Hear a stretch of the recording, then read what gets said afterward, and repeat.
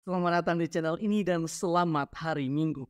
Sahabat-sahabatku yang terkasih, setiap orang mungkin pernah berada pada titik terendah di hidupnya. Misalnya sakit, gagal dalam berbagai hal, terpuruk secara ekonomi atau masalah berat lainnya. Sebagai manusia, terkadang kita tidak mampu mengatasi atau menghadapi persoalan-persoalan tersebut karena keterbatasan kita. Sehingga yang timbul ialah stres, kecewa, dan lain-lain. Dalam kondisi yang demikian, akhirnya kita sampai pada satu titik atau satu pertanyaan, yaitu apakah Tuhan sanggup menolongku keluar dari permasalahan ini?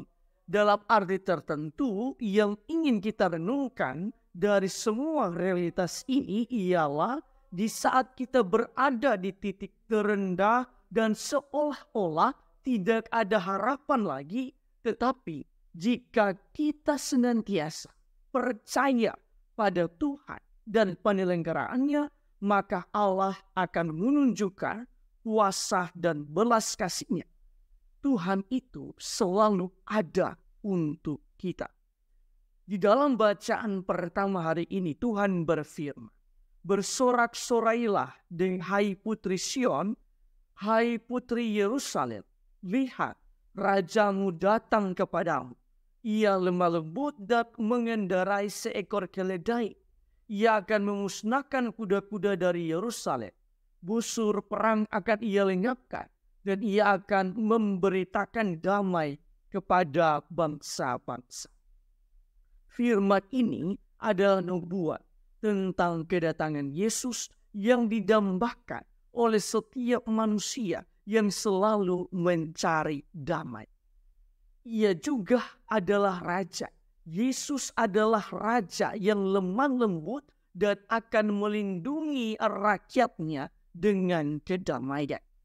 Di dalam bacaan Injil, Yesus sendiri mengatakan, "Marilah kepadaku, kamu semua yang letih lesu dan berbeban berat. Aku akan memberikan kelegaan kepadamu."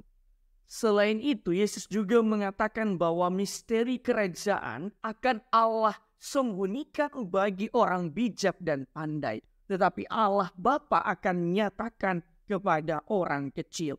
Dalam permenungan kami, bagi Yesus, orang pandai adalah gambaran orang yang selalu menggunakan akalnya dan mengandalkan kekuatan serta kemampuan dirinya. Tetapi orang kecil adalah gambaran orang yang selalu terbuka dan pasrah kepada kehendak Allah. Orang kecil selalu menggunakan hatinya di dalam menghadapi berbagai persoalan hidup, sehingga mereka mudah menjadi lemah lembut dan rendah hati. Dalam kondisi seperti itu, maka hati akan menjadi lebih tenang, sehingga semua beban akan terasa ringan dan manis. Untuk sampai pada titik ini, di dalam bacaan kedua, Santo Paulus mengajak kita untuk selalu hidup di dalam roh Allah, bukan hidup menurut daging. Sebab hidup menurut daging berarti hidup menurut hawa nafsu dunia. Sebaliknya, hidup menurut roh Allah, maka kita akan mematikan perbuatan-perbuatan daging sehingga kita akan memperoleh hidup. Sahabat-sahabatku yang terkasih, berdasarkan bacaan-bacaan hari ini, marilah kita merenungkan sejumlah remah permenungan. Pertama, di dalam bacaan yang kedua, Santo Paulus meminta kita untuk hidup di dalam roh Allah dan bukan hidup di dalam daging. Bahasa lain dari hidup di dalam daging ialah hidup dengan segala ego kita. Kita selalu dituntun oleh ego untuk memenuhi semua kebutuhan. Ego selalu mengutamakan kenyamanan diri. Ego selalu hendak memenuhi nafsu-nafsu diri. Ego selalu mengutamakan materi, popularitas, kekuasaan, dan lain sebagainya.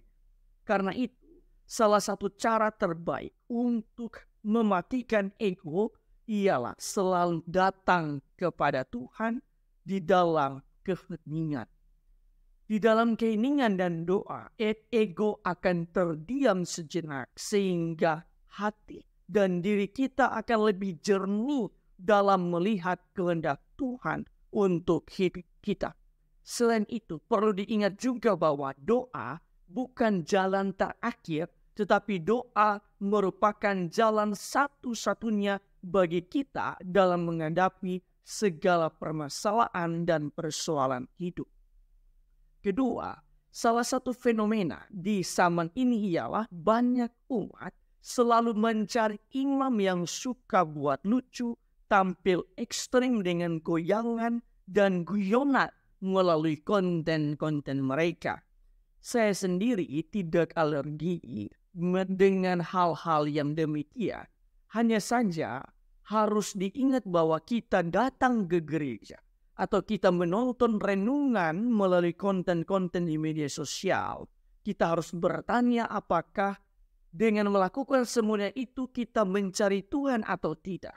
Atau untuk mendengarkan Tuhan berbicara dan kita meresapinya, ataukah kita melakukan atau datang ke gereja mencari konten-konten tersebut hanya untuk mengisi kekosongan batin kita dengan mencari khotbah-khotbah yang penuh dengan kelucuan untuk kesenangan pribadi kita. Ini merupakan suatu pertanyaan refleksi bagi kita semua. Ketiga, di dalam bacaan Injil, Yesus secara tidak langsung meminta kita untuk menjadi orang kecil daripada orang pandai. Mengapa? Karena orang pandai begitu mengendalikan otaknya, mengandalkan kualitas dirinya, mengandalkan kekuatan dan kemampuan dirinya. Sedangkan orang kecil mengandalkan hatinya, sehingga senantiasa pasrah dan percaya pada kehendak Allah.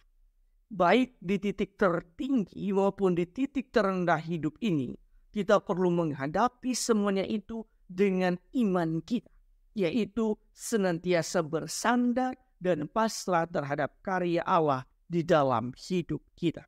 Tuhan memberkati Anda semua.